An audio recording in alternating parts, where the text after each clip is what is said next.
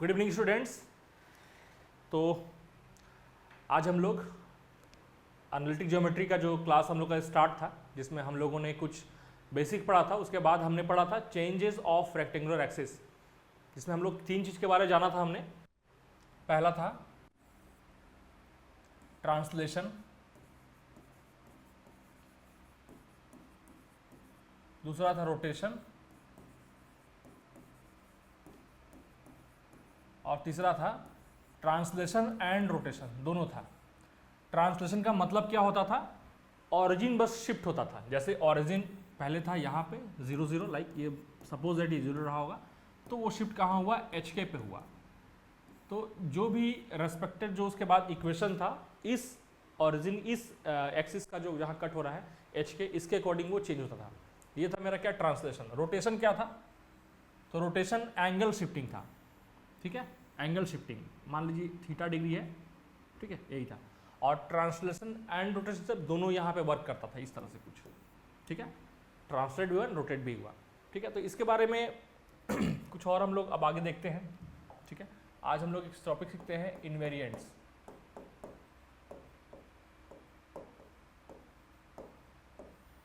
इनवेरिएंट्स क्या है देखिए।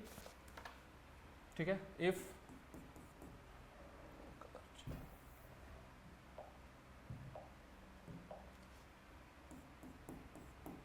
if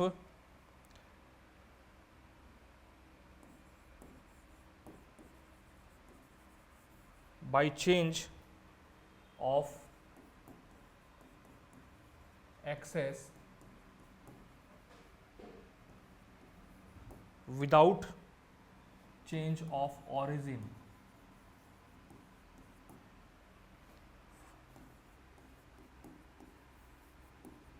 चेंज ऑफ एक्सेस और चेंज ऑफ ओरिजिन क्या है, ये बात आपको समझ में आनी चाहिए।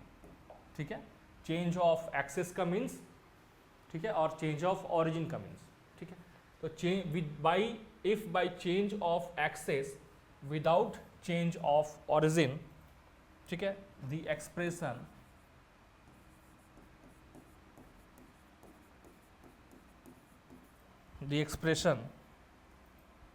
ए x square plus 2h xy plus by square, ठीक है, becomes a x1 square 2h x1 y1 plus b y1 square. ठीक है, a1 b1 भी हो जाएगा, h1 b1। ठीक है, तो ये होता क्या है?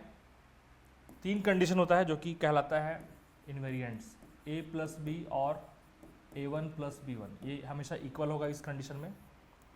फिर ab minus h square is equal to a1 b1 minus h1 square, and last ab minus whole square plus 4h square is equal to a1 minus b1 का होल स्क्वायर प्लस 4h1 का whole square. ठीक,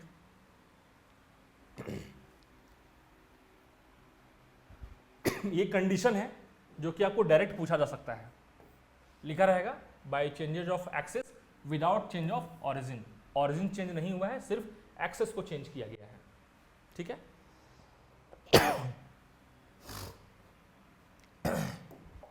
अब हम लोग कुछ question देखते हैं इसके, जो कि हम लोग बना सकते हैं।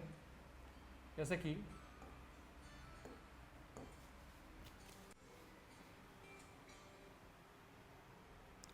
क्वेश्चन है ट्रांसफॉर्म, हम लोग ऑब्जेक्टिव क्वेश्चन पे भी आएंगे, पहले एक सब्जेक्टिव देख लेते हैं हम लोग। Transform the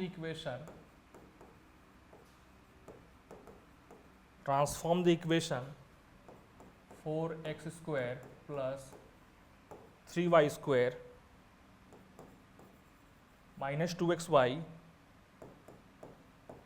plus 3x minus 7y plus 5 is equal to 0 to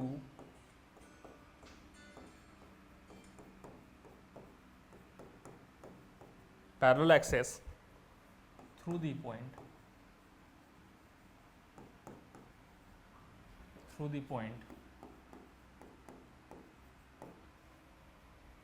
4 and -1। ठीक है, क्वेश्चन देखिए क्या बोला है, ट्रांसफॉर्म द इक्वेशन, इस इक्वेशन को आपको ट्रांसफॉर्म करना है parallel to axes through the point this.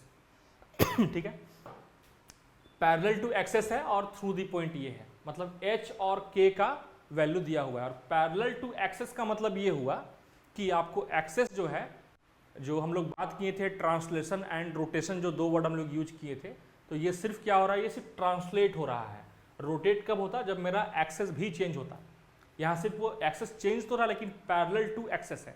जब इसके बारे में बतलाए थे हम, तो ये देखिए एक्सेस चेंज हो रहा है लेकिन वो पैरेलल है एक्चुअल में।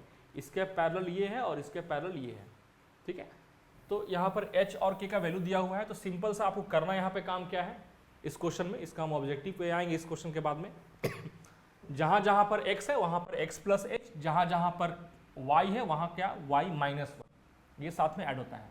तो क्या हो जाएगा देखिए यहाँ पर 4x प्लस 4 का whole square plus 3y minus का होल स्क्वायर माइनस 2x। आप x के प्लेस पे x1 लिख सकते हैं अगर आपको कुछ कन्फ्यूजन नहीं होना चाहिए तो। ठीक है ना लिखे तो भी कोई दिक्कत नहीं है। आपको जो आंसर मिलने वाला है, आपका जो एग्जाम रहेगा, आंसर मिलेगा, वो हमेशा x और y के फॉर्म में रहेगा। ठीक है ना, इसी फॉर्म में आंसर रहने वाला आपके ऑब्जेक्टिव क्वेश्चन, वहाँ पे x1 y1 नहीं रहेगा। ठीक है, तो जो लास्ट में होगा आप उसको मान सकते हैं कि वो x और y है। ठीक है, तो यहाँ पे क्या हो जाएगा, x के प्लेस पे x1 plus 4 and y minus 1 plus 3x1 plus 4 minus 7 y minus 1 and plus 5 is equal to 0। ठीक है, ये आपको इक्वेशन दिख रहा है। अब सॉल्व कैसे करना है इसको तो सॉल्व करने के लिए आप देख रहे होंगे कि इस फॉर्म में आ रहा है ये ax square by square 2hxy। ठीक है ना, x वाला फिर y वाला फिर कांस्टेंट। तो इसी फॉर्म में हम लोग को सॉल्व करने सीखना है। कैसे सीखेंगे, तो कहाँ कहाँ पर x स्क्वायर वाला आ सकता है उसको देखिए आप। तो देखिए x स्क्वायर वाला बस यहीं पे आ रहा है, x स्क्वायर हो रहा है और साथ में यहाँ 4, और कहीं भी x स्क्वायर नहीं इसके अलावा। तो ठीक है, तो लिख दिया हम लोग इसको 4x स्क्वायर। ठीक है, अब आते हैं y स्क्वायर वाला कहाँ देखिए आ रहा है, y स्क्वायर क्या 3 में। हम देखिए अब चेंज कर दिए, x1 को x कर दिए, यहाँ कन्फ्यूजन नहीं होना चाहिए।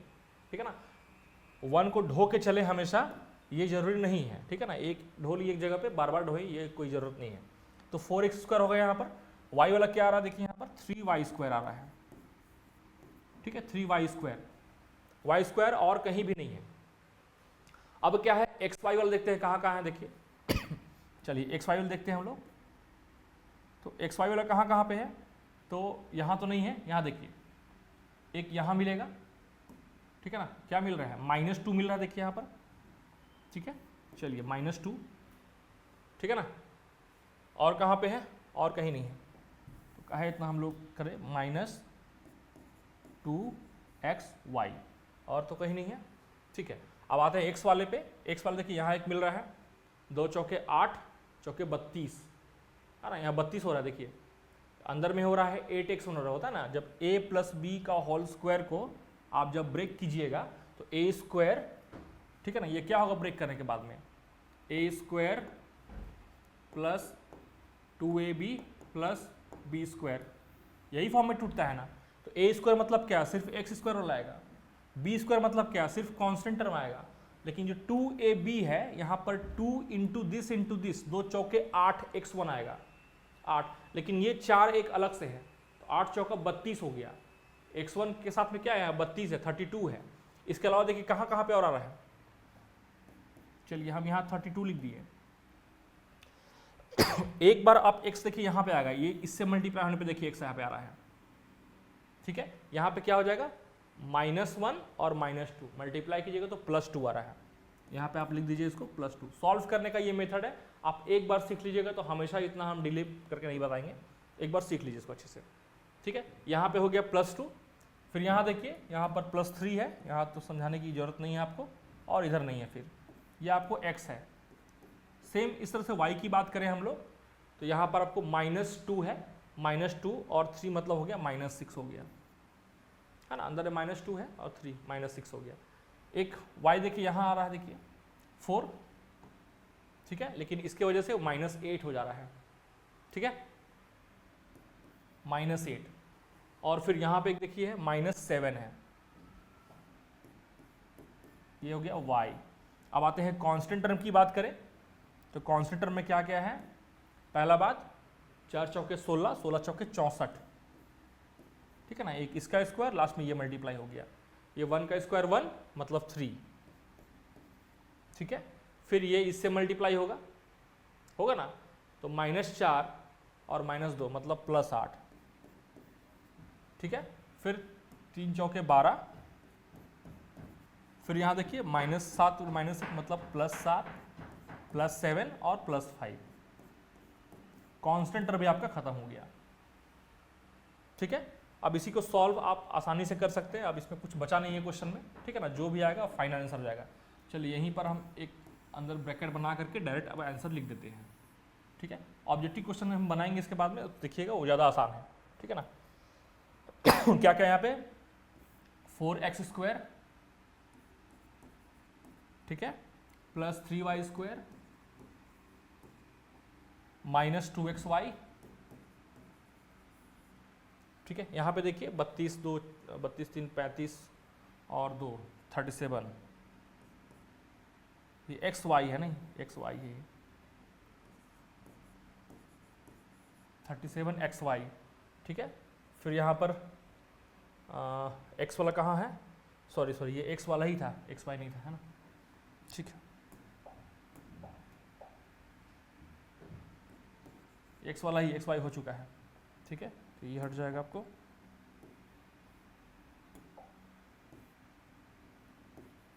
ठीक है।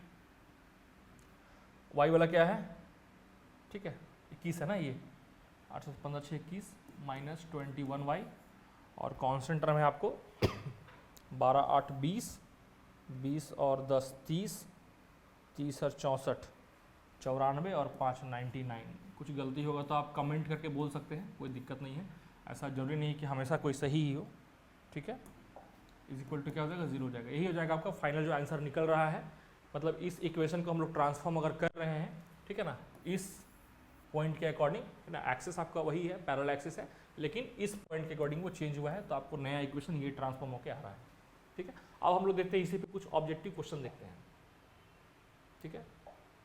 उससे पहले थोड़ा सा देख लीजिए, क्वेश्चन जानने से पहले very important formula for revision, translation of axis के जिसके बारे में बात किए थे हम लोग, वहाँ पे करेंगे क्या, x के प्लेस पे x + h और y के प्लेस पे y + k हम लोग सब्सटीट्यूट करेंगे, पुट करेंगे।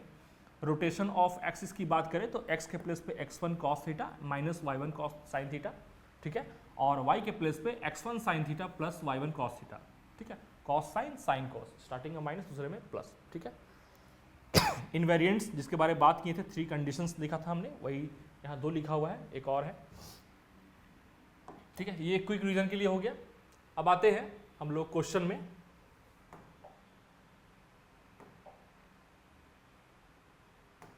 ठीक है। देखिए क्वेश्चन, द इक्वेशन ब्लर नहीं हो रहा ना, ब्लर होगा तो बताइएगा, कमेंट पे लिखिएगा, ठीक है, अगर ब्लर होगा तो कमेंट पे लिखिए, तो हाँ ठीक है, क्लियर तो आ रहा है। The equation this x² + y² - 4x + 8y - 17 is equal to 0 becomes after shifting origin 2 - 4। तो क्या हो जाएगा अगर इस इक्वेशन को हम लोग शिफ्ट करेंगे ऑरिजिन 2 - 4 के जगह पे, ऑरिजिन के जगह में हम लोग शिफ्ट करेंगे इस पे, तो क्या होगा नया इक्वेशन, क्या कैसे हम लोग इसको फाइंड आउट करेंगे, ये समझिए। हमने सीखा अभी तक जो थ्योरेटिकल पार्ट था, अब सीखते हैं ऑब्जेक्टिव कैसे बनाएंगे हम लोग क्वेश्चन को।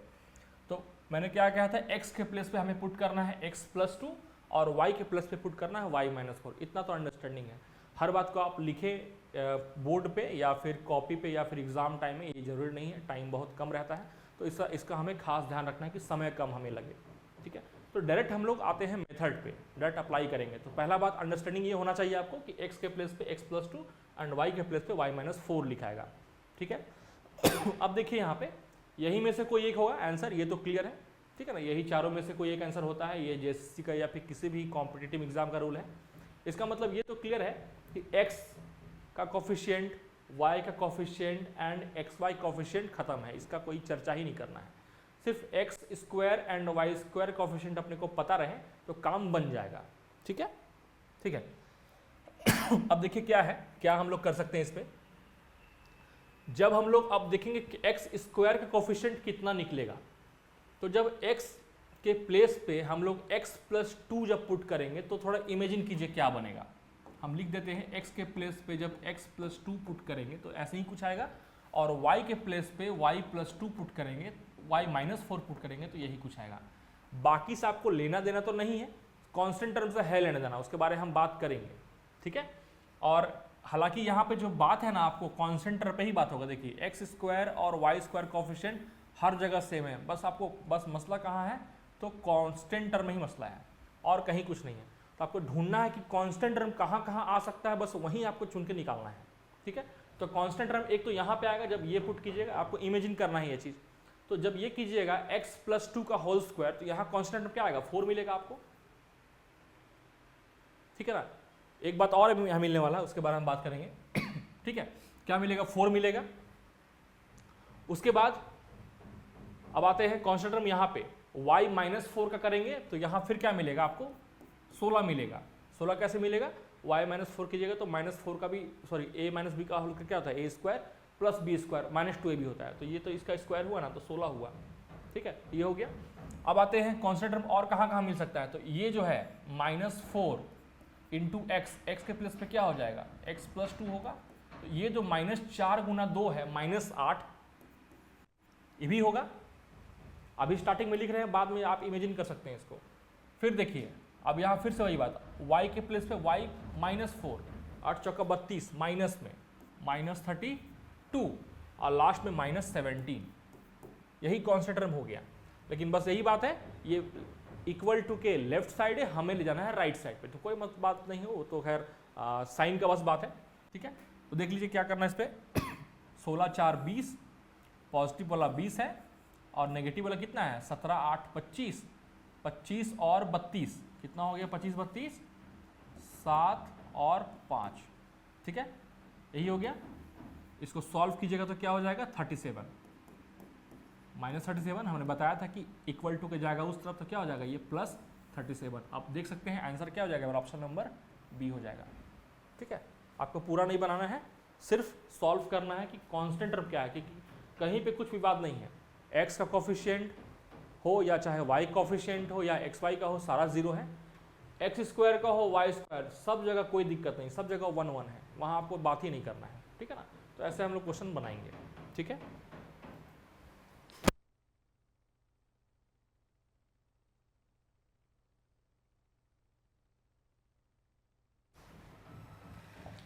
देखिए next question, the origin should be shifted to remove linear terms from x square minus 3y square plus 4x minus 6 is equal to 0 8, 2 minus 1 minus 2 1, 1 minus 2 8 minus 1 2।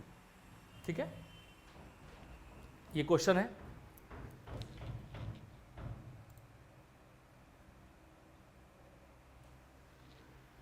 ठीक है, अदिति पंकज एंड श्वेता, आप लोग का तीनों का ऑप्शन बी था और बी ही आया था ना इससे पहले। हाँ ठीक है, बी आया था, बहुत बढ़िया। ठीक है, तो आप लोग ऐसे ही बनाए थे या फिर डिफरेंट मेथड यूज किए थे। ठीक है ना, बस देखिए ऐसा करना आपको ये है कि मेथड सब एक ही होता है, लेकिन हमें थोड़ा स्मार्टनेस यूज करना है कि कैसे कैसे हम लोग स्टेप्स को एलिमिनेट कर पाए ताकि टाइम हमारा बच पाए, और कोई डिफरेंस नहीं है, सब्जेक्टिव क्वेश्चन हो या फिर ट्रिक हो, जो भी हो। The origin shift should be shifted to remove linear terms from this, मतलब कौन से किस ऑरिजिन में शिफ्ट किया जाए कि इसका लीनियर टर्म जो है वो खत्म हो जाए। ठीक है, लीनियर टर्म रिमूव हो जाए। इसका मतलब ये हुआ कि जैसे इससे पहले वाले क्वेश्चन में देखिए, इस क्वेश्चन को जब हमने शिफ्ट किया था इस टर्म में, तो इसका लीनियर टर्म यहाँ पर रिमूव हो गया। लीनियर टर्म का मतलब होता है पावर 1 वाला टर्म, या कह सकते हैं x का कोफिशिएंट एंड y का कोफिशिएंट। ठीक है ना, वो क्या हो जाए, रिमूव हो जाए। ठीक है, तो आते हैं देखिए मान लिया जाए कि अगर हम लोग मान लें कि वो h और k पॉइंट है जिसमें हम लोग शिफ्ट कर रहे हैं, तो उसका लीनियर टर्म रिमूव हो गया, ऐसा मान लेते हैं। तो अब लीनियर टर्म रिमूव हो गया है तो ढूंढते हैं कि लीनियर टर्म कहाँ कहाँ आ सकता था, वो देखते हैं। चलिए ठीक है, तो ये एक्स स्क्वायर है तो जाहिर सी बात है कि ये x प्लस एच का होल स्क्वायर हो जाता। तो x प्लस एच का होल स्क्वायर में लीनियर टर्म कहाँ आ रहा है, थोड़ा इमेजिन कीजिए कि अगर हम लोग वहाँ पर एक्स स्क्वायर है यहाँ पर, ठीक है ना, तो आप देखिएगा, आप जब लिखिएगा इसको x प्लस एच का होल स्क्वायर, तो ये सॉल्व होकर क्या होगा, x square plus 2hx plus H square. तो यही ना आपका लीनियर टर्म है। क्यों है लीनियर टर्म, क्योंकि x का पावर मेरा 1 है, इसलिए ये क्या कहलाएगा, लीनियर टर्म कहलाएगा। तो यही सारे टर्म को मिला करके हमें उसे जीरो से इक्वेट कर देना है, x वाला का अलग से, y वाला के अलग से, ठीक है। उससे आपको एक बार h का वैल्यू निकलेगा, दूसरी बार k का वैल्यू निकलेगा। करते हैं हम लोग, देखिए। तो जब यहां पर हम लोग किए तो क्या मिला हमें, x का कोफिशिएंट क्या मिला, 2h मिला, ठीक है।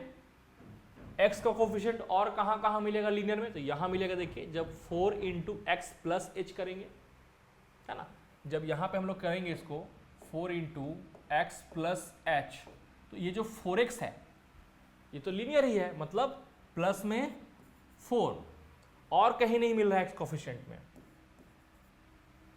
ठीक है। इसका मतलब क्या हुआ आपको कि ये जो है ये क्या होगा, 0 होगा, वही बात बोला है ना। इसका मतलब आप वैल्यू निकालिएगा 2h plus 4 is equal to, अगर 0 करते हैं हम लोग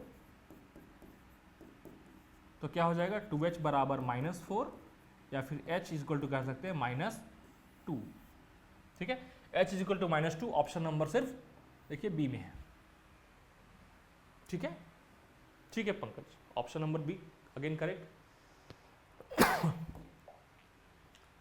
क्वेश्चन देखिए, after shifting origin -1 to the equation this becomes, ठीक है। चलिए ये क्वेश्चन आप लोग सभी को ट्राई कीजिए बनाने का, कोशिश कीजिए कि सबसे बन जाना चाहिए एक बार, सभी को ट्राई कीजिए, ठीक है। दीदी ऑप्शन नंबर बी सही है, ठीक है ना। यहां भी वही काम करना है आपको, ठीक है। यहां भी क्या करना, देखिए आपको ये तो क्लियर हो गया है। अब यहां देखिए x के कोफिशिएंट के पीछे मत पड़िएगा, कोई फायदा नहीं होगा। आपको पहले पकड़ना है y वाला कोफिशिएंट, ठीक है। या तो अगर y का कोफिशिएंट 1 आ गया, मतलब कि इसको आपको माइनस कर देना है।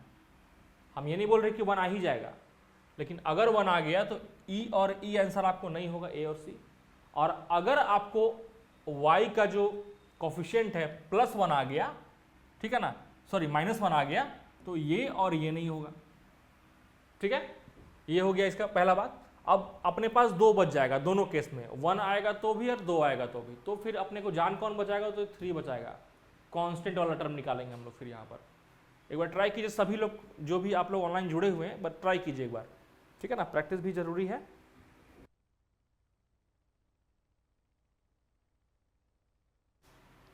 चलिए ए आया बहुत लोग का, श्वेता, पंकज, सुनील, शंभू, बहुत बढ़िया। ट्राई कीजिए, सभी लोग ऑनलाइन जुड़ते हैं तो इसको बिल्कुल कैजुअल मत लीजिए, ठीक है। चलिए बहुत बढ़िया, ट्राई कीजिएगा बाकी लोग जो भी है। देखिए अब आप लोग इस क्वेश्चन में सबको रिप्लाई कर सकते हैं। Under rotation of axes through angle theta क्या होगा वैल्यू, x और y इज इक्वल टू, देखिए यही है।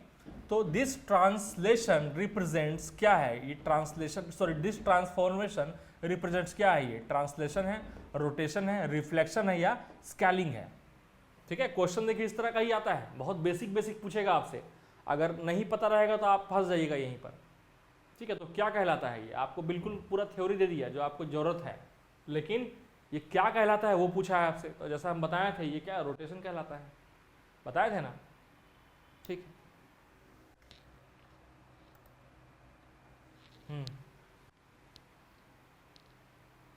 बी होगा इसका, ए नहीं होगा, है ना, बी नंबर होगा, ठीक है। आते हैं, the equation x² - y² equal refer to axis inclined and 45 degree becomes x y is equal to a square. एक ऑप्शन, ये क्वेश्चन है अबर रोटेशन का क्वेश्चन है। ठीक है, ये जो आपको थ्योरी से पहले आया था, ठीक है ना, इसी पे बेस्ड क्वेश्चन है ये, जैसे ट्रांसलेशन एंड रोटेशन था उसी पे ये क्वेश्चन है। तो क्या होगा, ये किस पे रेफर्ड होगा, मतलब जब हम लोग पुट करेंगे एक्स के प्लेस पे, ठीक है, यहाँ पे क्या करेंगे एक्स के प्लेस पे, x is equal to x1 cos theta minus y1 sine theta and y is equal to x1 sine theta plus y1 cos theta. ऐसे ही था। तो अब थीटा का वैल्यू क्या है, थीटा का वैल्यू 45 डिग्री है। हम जानते हैं कि 45 पे, बस ये लिख दिए एक बार, जैसे ये चीज़ यहाँ देखिए लिखा हुआ है cos minus sine, sine cos लिखा हुआ है, यही सेम चीज़ हमने यहाँ लिख दिया है। इसको एक बार याद अगर कर लीजिएगा तो हर बार ऐसा लिखना पड़े जरूरी नहीं है। तो हम जानते हैं कि sine theta cos theta, theta पे 45 पे साइन और कॉस दोनों का वैल्यू क्या होता है, 1/√2 होता है। ठीक है, तो डायरेक्ट हम नहीं कर सकते हैं एक्स के प्लेस पे। अगर हम लोग देखें तो ये क्या हो जाएगा, इसका value x is equal to क्या हो जाएगा, तो 1/√2, यहाँ भी 1/√2, तो 1/√2 हम लोग कॉमन ले सकते हैं। अंदर क्या बचेगा आपको, x1 माइनस y1, और यहाँ भी 1/√2 कॉमन होगा, यहाँ पे क्या बचेगा x1 प्लस y1। ठीक है, यही होगा। अब x के प्लेस पे क्या लगाएंगे, सेम चीज लगाएंगे, स्क्वायर करना है। स्क्वायर करेंगे तो ये 1/2 हो जाएगा। ठीक है, ये हो जाएगा इसका स्क्वायर, x1 माइनस y1 का स्क्वायर और फिर माइनस y स्क्वायर, मतलब again x1 plus y1 square is equal to a square. यही है। अब देखना है कौन सा यहाँ पे इसका आंसर सही होगा। तो ये तो एक चीज़ क्लियर हमें दिख रहा है कि a स्क्वायर वाला तो जो है मेरा वो बराबर के उस तरफ ही जा रहा है, नहीं मतलब या तो ये होगा या तो ये, और ये तो नहीं होगा। ठीक है, चलिए सॉल्व करते हैं इसको एक बार। तो सॉल्व करेंगे तो यहाँ देखिए सॉल्व करते हैं एक्स स्क्वायर वाला, तो एक्स स्क्वायर यहाँ भी है 1/2 के साथ में यहाँ भी है, तो 1/2 x1 स्क्वायर और 1/2 हो जाएगा। ये प्लस में यहाँ माइनस में है, इस माइनस की वजह से तो कट न जाएगा, कट रहा है ना एक्स, देखिए तो ठीक है बोल रहे हैं ना। आप जब सॉल्व कीजिएगा इसको तो x1 स्क्वायर क्या आएगा, plus y1 square plus 2 into x1 into y1, तो दो को चीज़ आपको प्लस में आएगा, और सेम चीज़ यहाँ पर प्लस में आएगा लेकिन माइनस का साइन है, तो यहाँ का भी a square plus b square, यहाँ का भी a square plus b square पूरा पूरी कट जाएगा। सिर्फ क्या बचेगा, 2 इंटू ए इंटू बी वाला पार्ट अंदर में, यहाँ पर माइनस वाला है। ठीक है, -2 इंटू x1 इंटू y1। ठीक है, और यहाँ पर क्या है अंदर में प्लस में है 2 into x1 into y1 is equal to a square. ठीक है, चलिए ये तो कट गया, ये भी कट गया, अंदर बचा minus x1 y1 and minus x1 y1, मतलब कह सकते हैं -2 x1 y1 is equal to a square. देखिए कौन सा आंसर मैच कर रहा है, तो अब देखिएगा तो आपका आंसर नंबर बी मैच कर जा रहा है। ठीक है ना, हम लोग जिसको बोल रहे थे कि नहीं हो सकता है वही आपका आंसर मैच कर जा रहा है। ठीक है, 2xy प्लस a स्क्वायर जब जाएगा इस तरफ, दोनों क्या हो जाएगा, प्लस में हो जाएगा। The equation this rotated through 45 degree. अब आप बनाइए इस क्वेश्चन को। ठीक है, ये क्वेश्चन अगर 45 डिग्री पे रोटेट हो रहा है तो क्या इसका आंसर होगा। यहाँ भी सेम काम कीजिएगा, 45 डिग्री का ही बात किया तो सेम यहाँ भी होगा, सेम चीज। अब आपको याद हो जाना चाहिए कि x का वैल्यू ये हो जाएगा और y का वैल्यू ये हो जाएगा। ठीक है ना, अब इसको मानते हुए आप सॉल्व कीजिए। फिर से यहाँ पे आप ये बेनिफिट उठा सकते हैं कि x का कोफिशिएंट मिलाइए। जैसे यहाँ पर हम जब डालेंगे x स्क्वायर का कोफिशिएंट, तो यहाँ पे क्या हो जाएगा x के प्लेस पे x1 y1 फाइनल है। चलिए यहाँ पे क्या हम करेंगे, 3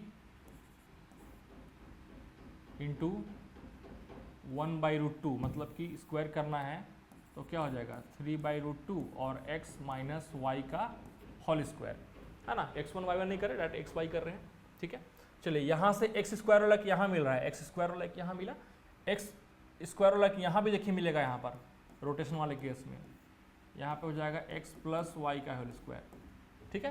तो एक्स स्क्वायर वाला देखिए यहाँ भी मिलेगा और यहाँ भी मिलेगा। यहाँ पे क्या मिल रहा है 3/2 के साथ में, यहाँ भी 3/2 के साथ में। 3/2 मतलब 1.5 होता है, 1.5 और 3 मतलब दोनों को जोड़िएगा तो 3x स्क्वायर देखिए हो जा रहा है, हो रहा है ना, क्या हो रहा है 3x स्क्वायर हो जा रहा है, ठीक है। लेकिन इतना जल्दी आपको डिसीजन नहीं लेना है, हो सकता है कि y के साथ में कुछ ऐसा कोफिशिएंट हो जो कि 3 के साथ मल्टीपल और वो कट जाए, ऐसा हो सकता है ना। मान लीजिए आपको यहीं पे 3 मिला हो, यहाँ भी 3 मिला हो और यहाँ पे 3 ऐसा रहा हो, 2 × 3 6 रहा हो, तो कट के आपको लास्ट में x आ ना गया। इतना जल्दी भी डिसीजन आपको नहीं लेना है, ठीक है। कहाँ लेना है आपको क्लियर हो जाएगा, धीरे धीरे जैसे बनाइएगा ऑब्जेक्टिव क्वेश्चंस आपको बहुत कुछ क्लियर हो जाएगा। तो ये एक्स स्क्वायर वाला क्लियर हो गया। अब वाई वाला करेंगे तब आपको पूरी क्लियर हो जाएगा।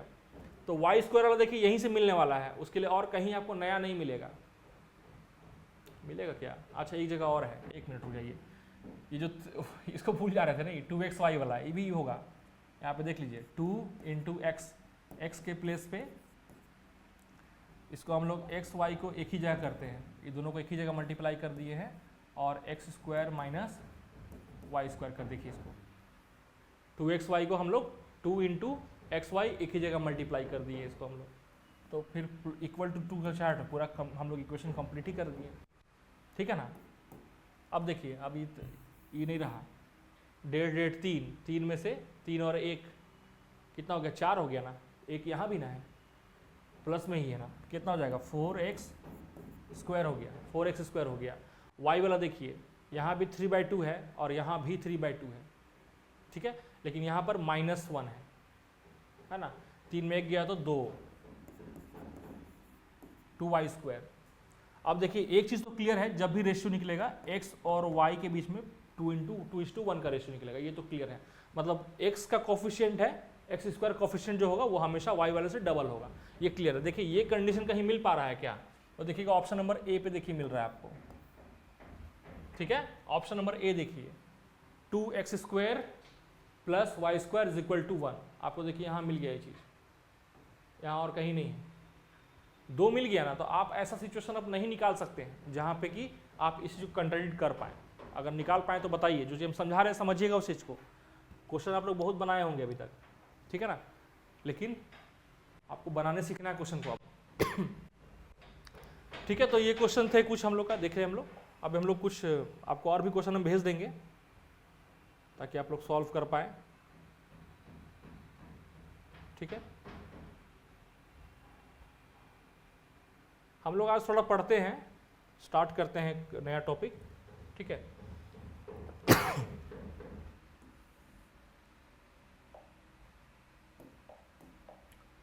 ठीक है, कोनिक सेक्शन के बारे में पढ़ते हैं हम लोग, ठीक है।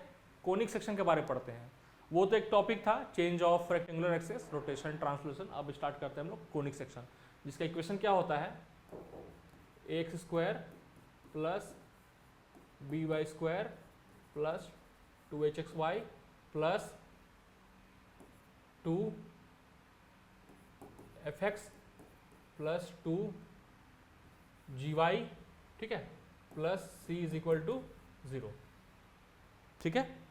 यही होता है आपको standard equation of any conic section, ठीक है। इस तरह का कोनिक सेक्शन होता है। अब कोनिक सेक्शन को 3D और 2D में किस तरह से हम लोग एनालिसिस करते हैं, इसके बारे में हम लोग समझते हैं, थोड़ा सा देखिएगा। तो ये क्या है आप देख रहे होंगे, ज्योमेट्री ऑफ इंटरसेक्शन क्या है कोनिक सेक्शन का। तो ये कोनिक है और आपको एक जो दिख रहा होगा ऐसा प्लेट टाइप से, ये प्लेन है। कोनिक को ही जब प्लेन कट करता है डिफरेंट एंगल से, तो वो जो हम लोग जानते हैं पैराबोला, एलिप्स, हाइपरबोला, ठीक है, वो फॉर्म करता है। जैसे कि this section of right circular cone है ना, इसको नाम दिया गया है राइट सर्कुलर कोन कहा गया है इसके बारे में। Different planes give rise to curves entire different shapes by simply changing the orientation of the cutting plane. बस इसको हम लोग ओरिएंट किए हैं, बस डिफरेंट एंगल्स में हमने चेंज किया, जैसा कि हम बताएं। और इसका टाइप कितना है 5 फाउंडेशनल कर्व, 5 तरह का कर्व आपको मिलेगा, ठीक है। 5 तरह से ही कट हो सकता है। कैसे कैसे होगा, थोड़ा सा कुछ टर्म है इसके बारे में जान लीजिए। Anatomy of A right circular cone होता क्या है। तो सबसे पहले वर्टेक्स के बारे में जानिए कि वर्टेक्स क्या होता है। The central apex where the top and bottom cone meet, ये वाला पॉइंट जो है ये कहलाता है आपको वर्टेक्स। ये जो है जनरेटर कहलाता है, ये लाइन जो है ना, ये generator slanted edge line that when rotated around the axis forms the surface of the cone. ठीक है, ये जो लाइन है ना स्लैंट लाइन, यही कहलाएगा आपको जनरेटर। ठीक है, ये जो सीधा से एक लाइन लंबा सा आया है ये एक्सिस कहलाता है आपको, वर्टिकल लाइन जो बिल्कुल सेंटर में होता है कोनिक का। ठीक है और फिर लास्ट है सर्कुलर बेस। ठीक है, ये जो नीचे है बेस, जैसे इसके बारे में देखिएगा, यहाँ भी नीचे जो बेस है ये आपको दिख रहा है एलिप्टिकल शेप का, लेकिन आप देखिएगा लाइक बर्थडे कैप के बारे में बात करें, बर्थडे कैप को जब देखिएगा ऐसे घुमा करके तो एक परफेक्ट आपको एक सर्कुलर दिखेगा। ठीक है, तो उसी के बारे में बात किया। आपको साइड से, ये चूंकि 3D है तो साइड से देखने पे भले आपको एलिप्टिकल शेप दिख रहा हो, लेकिन जब देखिएगा ऐसे फ्रंट से आकर के तो आपको क्या दिखेगा, बिल्कुल एक आपको सर्कुलर शेप दिखेगा। ठीक है, तो ये कुछ टर्म थे जाने हम लोग।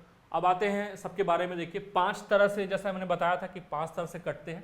ठीक है, तो एक देखिए कटा है किस तरह से, वो बिल्कुल सबके बारे में आएगा, पांचों के बारे में। ठीक है ना, तो ये 5 तरह का है, जिसमें कि एक आपको लाइन बनेगा, एक आपको सर्कल बनेगा, एक एलिप्स बनेगा, एक पैराबोला बनेगा और एक हाइपरबोला बनेगा।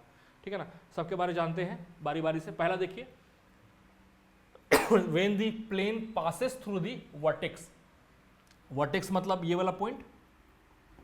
ठीक है, वर्टेक्स से जब पास करेगा मेरा प्लेन, ये प्लेन है, एक प्लेन ये है, दूसरा प्लेन मेरा ये है। ठीक है, लाइंस भी एंड बी मेरा बन रहा है, एक लाइन बन रहा है भी, एक लाइन बन रहा है भी, है ना, 2 लाइन मेरा फॉर्म हो रहा है। प्लेन अगर ऐसे पास कर रहा है तो एक लाइन यहाँ से बनेगा, ऐसे पास करेगा ऐसे बनेगा। ठीक है, आप इसको इमेजिन थोड़ा और करने के लिए आप समझ सकते हैं। जैसे आप इमेजिन कीजिए कोन के बारे में, इस तरह का एक बिल्कुल दोनों तरफ का कोन हो, और एक जब आप पास कीजिएगा तो बिल्कुल साइड से टच करेगा, इसका जो लाइन है बिल्कुल साइड से पास करेगा और एक लाइन का वो फॉर्मेशन करेगा। ठीक है, फिर आते हैं हम लोग परफेक्टली हॉरिजॉन्टल कर अक्रॉस द कॉनिक। देखिए अब plane is parallel to the base, जो बेस था जो मेरा सर्कुलर शेप का था, इसके बारे में बात किए थे। तो अगर इसके पैरेलल मतलब तिरछा तिरछी नहीं, अगर सीधा सीधी पूरा काटेगा कोई भी एक प्लेन किसी कोन को, तो जो आपको जो बन रहा है प्लेन और कोन को काटने से जो बन रहा है मेरा लाइन, ठीक है ना, वो कैसा शेप का बनेगा, मेरा एक सर्कुलर बनेगा।